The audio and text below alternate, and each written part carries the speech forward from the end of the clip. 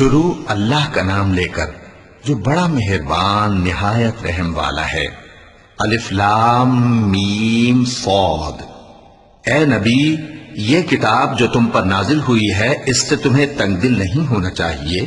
یہ نازل اس لیے ہوئی ہے کہ تم اس کے ذریعے سے لوگوں کو ڈر سناؤ، اور یہ ایمان والوں کے لیے نصیحت ہے۔ لوگوں، جو کتاب تم پر تمہارے پروردگار کے ہاں سے نازل ہوئی ہے اس کی پیروی کرو، اور اس کے سوا اور رفیقوں کی پیروی نہ کرو، اور تم کم ہی نصیحت قبول کرتے ہو۔ اور کتنی ہی بستیاں ہیں کہ ہم نے تباہ کر ڈالی جن پر ہمارا عذاب یا تو رات میں آتا تھا جبکہ وہ سوتے تھے، یا دن کو جب وہ قیلولہ یعنی دوپہر کو آرام کرتے تھے، تو جس وقت ان پر عذاب آتا تھا ان کے منہ سے یہی نکلتا تھا کہ ہائے، ہم اپنے اوپر ظلم کرتے رہے۔ تو جن لوگوں کی طرف پیغمبر بھیجے گئے ہم ان سے بھی پرسش کریں گے اور پیغمبروں سے بھی پوچھیں گے، پھر اپنے علم سے ان کے حالات بیان کریں گے، اور ہم کہیں غائب تو نہیں تھے۔ اور اس روز اعمال کا تلنا برحق ہے، تو جن لوگوں کی تولیں بھاری ہوں گی وہ تو کامیاب ہیں، اور جن کی تولیں ہلکی ہوں گی تو یہی لوگ ہیں جنہوں نے اپنے آپ کو خسارے میں ڈالا، اس لیے کہ ہماری آیتوں کے بارے میں بے انصافی کرتے تھے۔ اور ہم ہی نے زمین میں تمہارا ٹھکانہ بنایا اور اس میں تمہارے لیے اسباب معیشت پیدا کیے، مگر تم کم ہی شکر کرتے ہو۔ اور ہم ہی نے تم کو ابتدا میں مٹی سے پیدا کیا، پھر تمہاری شکل و صورت بنائی، پھر فرشتوں کو حکم دیا کہ آدم کے آگے سجدہ کرو، تو سب نے سجدہ کیا لیکن ابلیس کہ وہ سجدہ کرنے والوں میں شامل نہ ہوا۔ اللہ نے فرمایا، جب میں نے تجھ کو بھی حکم دیا تھا تو کس چیز نے تجھے سجدہ کرنے سے باز رکھا؟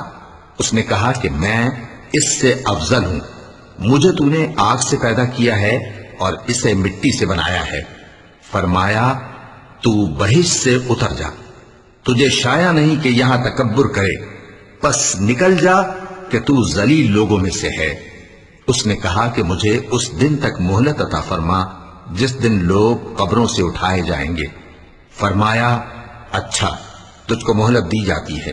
بولا کہ مجھے تو نے گمراہ کیا ہی ہے، میں بھی تیرے سیدھے رستے پر ان کو گمراہ کرنے کے لیے بیٹھوں گا، پھر ان کے آگے سے اور پیچھے سے اور دائیں سے اور بائیں سے، غرض ہر طرف سے آؤں گا، اور تو ان میں اکثر کو شکر گزار نہیں پائے گا۔ اللہ نے فرمایا، نکل جا یہاں سے پاجی مردود، جو لوگ ان میں سے تیری پیروی کریں گے میں ان کو اور تجھ کو جہنم میں ڈال کر تم سب سے جہنم کو بھر دوں گا۔ اور اے آدم، تم اور تمہاری بیوی بہشت میں رہو سہو، اور جہاں سے چاہو اور جو چاہو نوش جان کرو، مگر اس درخت کے پاس نہ جانا ورنہ گناہگار ہو جاؤ گے۔ تو شیطان دونوں کو بہکانے لگا تاکہ ان کی شرم گاہیں جو ان سے پوشیدہ تھیں ان پر کھول دے، اور کہنے لگا کہ تم کو تمہارے پروردگار نے اس درخت سے صرف اس لیے منع کیا ہے کہ تم فرشتے نہ بن جاؤ یا ہمیشہ جیتے نہ رہو۔ اور ان سے قسم کھا کر کہا کہ میں تو تمہارا خیر خواہ ہوں۔ غرض مردود نے دھوکہ دے کر ان کو معصیت کی طرف کھینچ ہی لیا۔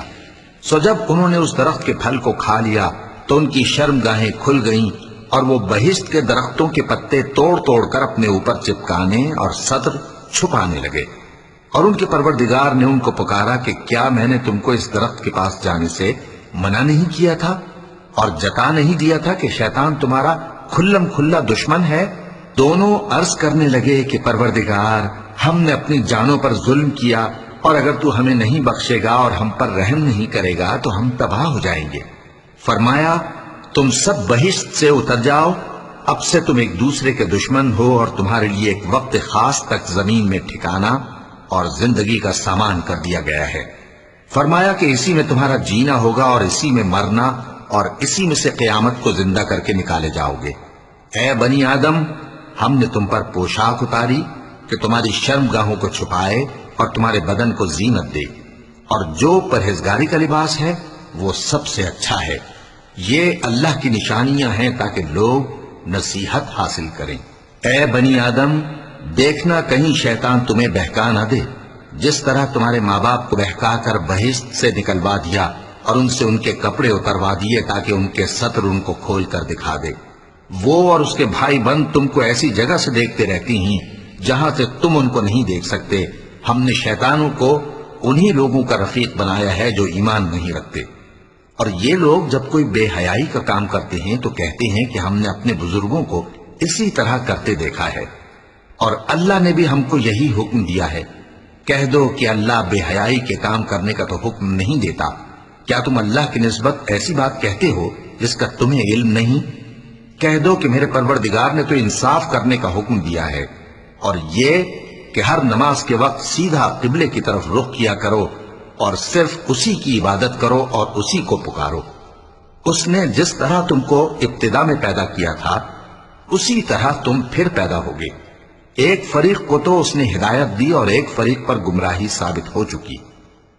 ان لوگوں نے اللہ کو چھوڑ کر شیطانوں کو رفیق بنا لیا اور سمجھتے یہ ہیں کہ ہدایت یاب ہیں۔ اے بنی آدم، ہر نماز کے وقت اپنے آپ کو مزین کیا کرو، اور کھاؤ اور پیو اور بیجا نہ اڑاؤ کہ اللہ بیجا اڑانے والوں کو دوست نہیں رکھتا۔ پوچھو تو کہ جو زینت و آرائش اور کھانے پینے کی پاکیزہ چیزیں اللہ نے اپنے بندوں کے لیے پیدا کی ہیں ان کو حرام کس نے کیا ہے؟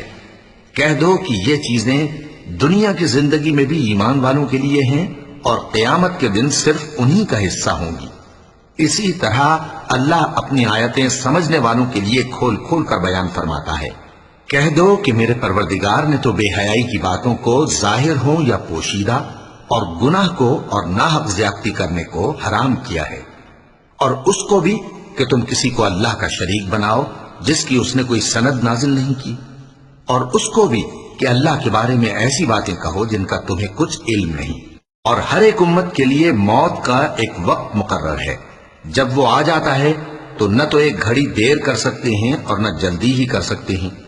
اے بنی آدم، ہم تم کو یہ نصیحت ہمیشہ کرتے رہے ہیں کہ جب ہمارے پیغمبر تمہارے پاس آیا کریں اور ہماری آیتیں تم کو سنایا کریں تو ان پر ایمان لایا کرو، کہ اب جو شخص ان پر ایمان لا کر اللہ سے ڈرتا رہے گا اور اپنی حالت درست رکھے گا تو ایسے لوگوں کو نہ کچھ خوف ہوگا اور نہ وہ غمناک ہوں گے۔ اور جنہوں نے ہماری آیتوں کو جھٹلایا اور ان سے سرتابی کی وہی دوزخی ہیں کہ ہمیشہ اس میں جلتے رہیں گے۔ پس اس سے زیادہ ظالم کون جو اللہ پر جھوٹ باندھے یا اس کی آیتوں کو جھٹلائے؟ ان کو ان کے نصیب کا